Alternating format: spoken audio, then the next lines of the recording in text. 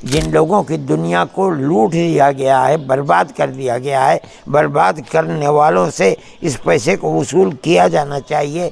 ये मौक़िफ़ अगर supreme court का है तो हम समझते हैं कि बहुत सही मौक़िफ़ है।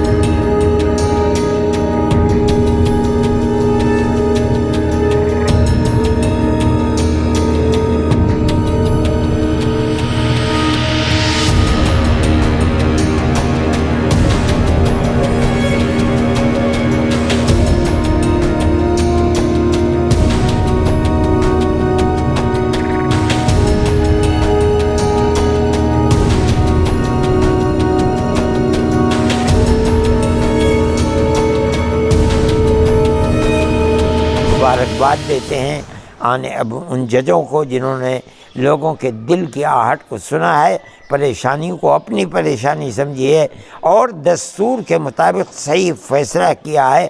खुदा करे हमारे मुल्क के अंदर अमन व अमान और इसी तरह गरीबों को सही हक़ देने के फ़ैसले होते रहें और मुल्क के अंदर अमन व अमान कायम रहे।